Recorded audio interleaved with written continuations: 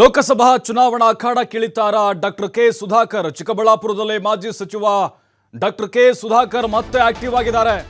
ವಿಧಾನಸಭೆ ಚುನಾವಣೆಯಲ್ಲಿ ಸೋತರು, ಆದರೆ ಈಗ ಮತ್ತೆ ಕ್ಷೇತ್ರದಲ್ಲಿ ಆಕ್ಟಿವ್ ಆಗಿ ಓಡಾಡ್ತಾ ಇದ್ದಾರೆ. ಕಾರಣ ಲೋಕಸಭಾ ಚುನಾವಣಾ ತಯಾರಿ ಇರಬಹುದು. ಯಾಕಂದ್ರೆ ಈಗ ಅಧಿಕಾರ ಇಲ್ಲ. ಚಿಕ್ಕಬಳ್ಳಾಪುರ ಲೋಕಸಭಾ ಕ್ಷೇತ್ರಕ್ಕೆ ನಾನೇ ಅಭ್ಯರ್ಥಿ ಅಂತ ಹೇಳ್ಕೊಂಡಿದ್ದಾರೆ. ಚೇಳೂರು ಪಟ್ಟಣದಲ್ಲಿ ಏರ್ಪಡಿಸಿದ್ದ ಬ್ರಾಹ್ಮಣರ ಸಭೆಯಲ್ಲಿ ಈ ರೀತಿ ಮಾತು ಬಂದಿದೆ. ಅಧಿಕೃತವಾಗಿ ನಾನೇ ಬಿಜೆಪಿ ಅಭ್ಯರ್ಥಿಯಾಗಿ ಬರುವೆ. ನೋಡಿ, ಟಿಕೆಟ್ ಘೋಷಣೆ ಆಗಿಲ್ಲ, ಇನ್ನು ಮೈತ್ರಿದು ಹಂಚಿಕೆನೇ ಆಗಿಲ್ಲ. ಆದರೆ ದೇವೇಗೌಡರು HDK ಗ್ರೀನ್ ಸಿಗ್ನಲ್ ಕೊಟ್ಟಿದ್ದಾರಂತೆ. ಅಂದರೆ ಮಾತುಕತೆ ಆಗಿರ್ಬೋದು ಇವ್ರ ಮಧ್ಯೆ. ಆದ್ದರಿಂದ ಎಲ್ಲರೂ ಸೇರಿ ಬಿಜೆಪಿ ಪಕ್ಷವನ್ನು ಬಲಪಡಿಸಬೇಕು ಅಂತ ಮನವಿ ಮಾಡಿಕೊಂಡಿದ್ದಾರೆ. ಹಾಗಾಗಿ ಇಲ್ಲಿ ಪ್ರಶ್ನೆ ಆಗ್ತಾ ಇರೋದು ಲೋಕಸಭಾ ಚುನಾವಣಾ ಅಖಾಡಕ್ಕಿಳಿತಾರಾ ಅನ್ನೋದು.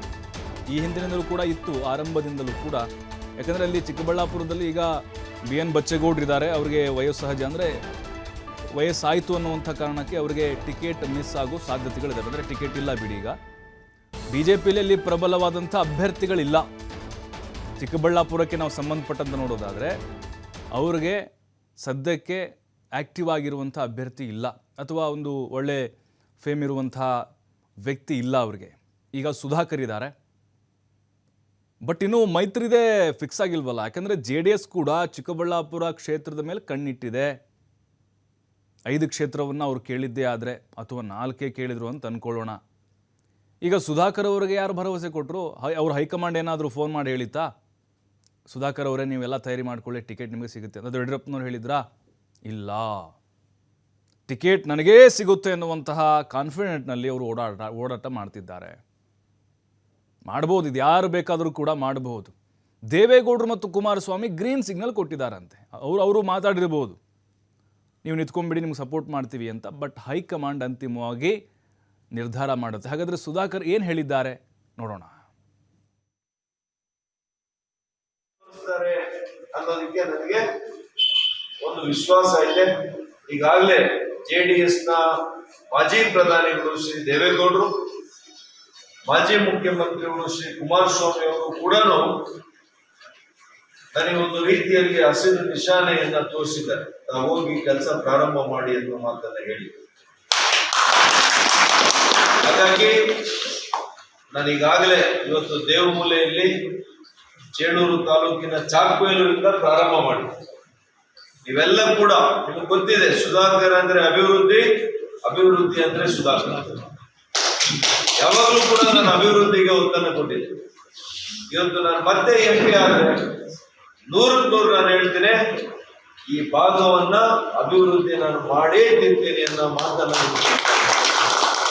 ಅದು ನೀರಾವರಿ ಕ್ಷೇತ್ರ, ನಮ್ಮ ಯುವಕರಿಗೆ ಕೈಗಾರಿಕೆಗಳನ್ನು ತರುವಂತದ್ದಾಗಿರ್ಬೋದು, ಮೂಲಭೂತ ಸೌಕರ್ಯಗಳನ್ನ ನಿರ್ಮಾಣ ಮಾಡುವಂಥದ್ದಿರ್ಬೋದು, ರೈತರ ಆದಾಯವನ್ನ ದ್ವಿಗುಣ ಮಾಡುವಂಥದ್ದಿರ್ಬೋದು, ಕುಡಿಯುವ ನೀರಿರ್ಬೋದು, ಹೀಗೆ ಹಲವಾರು ಯೋಜನೆಗಳನ್ನು ತಂದು ನಮ್ಮ ಜನರಿಗೆ ಒಬ್ಬ MP ಆದ್ರೆ ಏನ್ ಕೆಲಸ ಮಾಡಬಹುದು ಅನ್ನೋದನ್ನ ನಾನು ನಿಮಗೆ ತೋರಿಸ್ಕೊಡ್ತೀನಿ ಅಂತ ಈ ಸಂದರ್ಭದಲ್ಲಿ ಬಯಸ್ತಾ.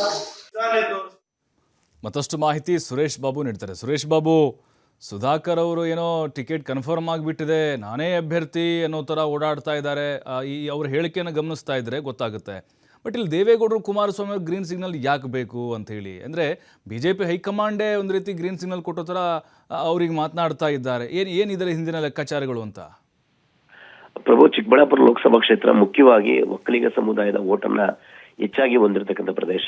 ದೇವನಹಳ್ಳಿ ಮೀಸಲಾಗಿದ್ರು.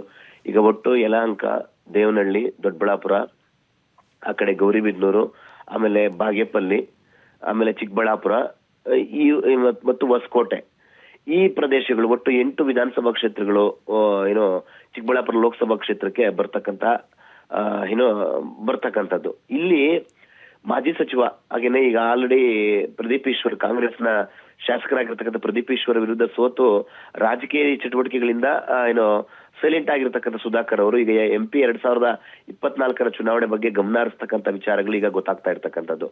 ಯಾಕೆ ದೇವೇಗೌಡರು ಮತ್ತು ದೊಡ್ಡಗೌಡರು ಮತ್ತು ಆಮೇಲೆ ಕುಮಾರಸ್ವಾಮಿ ಅವರ ಪರ್ಮಿಷನ್ ತಗೊಂಡು ನಾನು, ಅಂದ್ರೆ ಅವರ ಒಪ್ಪಿಗೆ ಮೇರೆಗೆ, ಅವರ ಆಶೀರ್ವಾದದ ಮೇರೆಗೆ ನಾನೀಗ ಬರ್ತಾ ಇದ್ದೀನಿ ಅಂತಂದ್ರೆ, BJP ಮತ್ತು JDS ನ ಸಮ್ಮಿಶ್ರವಾಗಿ ಎರಡು ಪಕ್ಷಗಳು 2024 ಲೋಕಸಭಾ ಚುನಾವಣೆನ ಫೇಸ್ ಮಾಡ್ತವೆ ಅಂತಕ್ಕಂಥದ್ದು ಲೆಕ್ಕಾಚಾರ ಗೊತ್ತಿರ್ತಕ್ಕಂಥದ್ದು. ಈಗಾಗಲೇ ಮಂಡ್ಯ, ರಾಮನಗರ, ಆಮೇಲೆ ಹಾಸನ, ಆಮೇಲೆ ತುಮಕೂರು, ಮುಖ್ಯವಾಗಿ ಈ 4 ಪ್ರದೇಶಗಳಲ್ಲಿ JDS ಭದ್ರಕೋಟೆ ಆಗಿರ್ತಕ್ಕಂಥದ್ದು. ಇಲ್ಲಿ 4ರಿಂದ 5 ಸೀಟುಗಳನ್ನ ಮೈತ್ರಿ ಆದ್ರೆ 24ಕ್ಕೆ ಮೈತ್ರಿ ಆದ್ರೆ ಬಿಜೆಪಿ ಮತ್ತು JDS 4ರಿಂದ 5 ಸೀಟುಗಳನ್ನ JDSಗೆ ಬಿಟ್ಕೊಡುತ್ತೆ. ಉಳಿದ ಕ್ಷೇತ್ರಗಳಲ್ಲಿ ಬಿಜೆಪಿ ಸ್ಪರ್ಧೆ ಮಾಡುತ್ತೆ ಅಂತೇಳಿ ಲೆಕ್ಕಾಚಾರ ಇರ್ತಕ್ಕಂಥದ್ದು. 2019 ಲೋಕಸಭಾ ಚುನಾವಣೆಯಲ್ಲಿ ಬಚ್ಚೇಗೌಡರು ಚಿಕ್ಕಬಳ್ಳಾಪುರದಿಂದ ಗೆಲ್ತಾರೆ. ಅದಕ್ಕಿಂತ ಹಿಂದೆ 2019ರಲ್ಲಿ ಬಚ್ಚೇಗೌಡರು ಗೆಲ್ತಾರೆ. 14ರಲ್ಲಿ ಸಹ ಬಚ್ಚೇಗೌಡರು ಸ್ಪರ್ಧೆ ಮಾಡಿದಾಗ ಬಚ್ಚೇಗೌಡರು ದೇವೇಗೌಡರ ವಿರುದ್ಧ ತುಂಬಾ ಅವಹೇಳನಕಾರಿಯಾಗಿರ್ತಕ್ಕಂಥ, ಅಂದ್ರೆ ಬಚ್ಚೇಗೌಡ ಏನ್ ಮಾಡ್ದ ಅಂತ ಹೇಳಿ ಏಕವಚನದಲ್ಲಿ ಮಾತಾಡೋಂಥದ್ದು, ಗೌಡ ಓಟ್ಸ್ ಜಾಸ್ತಿ ಇದೆ, ನನ್ನ ರಾಜಕೀಯವಾಗಿ ನಿರ್ನಾಮ ಮಾಡಿದ್ದೆ ದೇವೇಗೌಡ ಅಂತ ಹೇಳಿ ಬಚ್ಚೇಗೌಡರು ಸಿಕ್ಕಾಪಟ್ಟೆ ಜೋರಾಗಿ ಮಾತಾಡಿರ್ತಾರೆ. ಬಚ್ಚೇಗೌಡರ ಏನು ಹೇಳಿಕೆಗಳನ್ನ ತುಂಬಾ ಗಂಭೀರವಾಗಿ ಪರಿಗಣಿಸಿರ್ತಕ್ಕಂಥ ಕುಮಾರಸ್ವಾಮಿ ಅವರು ಕಾಂಗ್ರೆಸ್ನಿಂದ ವೀರಪ್ಪ ಮೊಯ್ಲಿ ಸ್ಪರ್ಧೆ ಮಾಡಿದಾಗ JDS ನಿಂದ ಕುಮಾರಸ್ವಾಮಿ ಸ್ಪರ್ಧಿಸ್ತಾರೆ, ಬಿಜೆಪಿಯಿಂದ ಬಚ್ಚೇಗೌಡ ನಿಂತ್ಕೋತಾರೆ. ಯಾವಾಗ ಬಚ್ಚೇಗೌಡರನ್ನ ಸೋಲಿಸಲೇಬೇಕು ಅನ್ನೋ ಉದ್ದೇಶದಲ್ಲಿ ಕುಮಾರಸ್ವಾಮಿ ಅವರು ಬಂದು 2014 ಲೋಕಸಭಾ ಚುನಾವಣೆಯಲ್ಲಿ ನಿಂತು ಆ ಕಡೆ ಕುಮಾರಸ್ವಾಮಿನೂ ಗೆಲ್ಲಲ್ಲ, ಈ ಕಡೆ ಬಚ್ಚೇಗೌಡರನ್ನು ಗೆಲ್ಲಿಕ್ ಬಿಡಲ್ಲ, ನಮ್ಮನ್ನೇನು ಟಾರ್ಗೆಟ್ ಮಾಡಿದ್ರೆ ನಾವು ಗೆಲ್ಲದೇ ಇದ್ರೂ ಪರವಾಗಿಲ್ಲ, ನೀವು ಗೆಲ್ಲಬಾರ್ದು ಅನ್ನೋ ತಂತ್ರನ JDS ಅನುಸರಿಸುತ್ತೆ ಅಂತಕ್ಕಂಥ ಲೆಕ್ಕಾಚಾರ ಚಿಕ್ಕಬಳ್ಳಾಪುರದಲ್ಲಿ ಇದೆ. ಇವಾಗ 2024 ಚುನಾವಣೆಗೂ ಕುಮಾರಸ್ವಾಮಿ ಅವರು ಬೇರೆ ಎಲ್ಲೂ ನಿಂತಿಲ್ಲ, ಅಂದ್ರೆ ಬಂದು ಸೇಫೆಸ್ಟ್ ಪ್ಲೇಸ್ ಯಾವುದು ಚಿಕ್ಕಬಳ್ಳಾಪುರ ಕ್ಷೇತ್ರ, ಇಲ್ಲಿ ನಿಂತಾರೆ ಅಂತಕ್ಕಂಥ ಮಾತಿದೆ.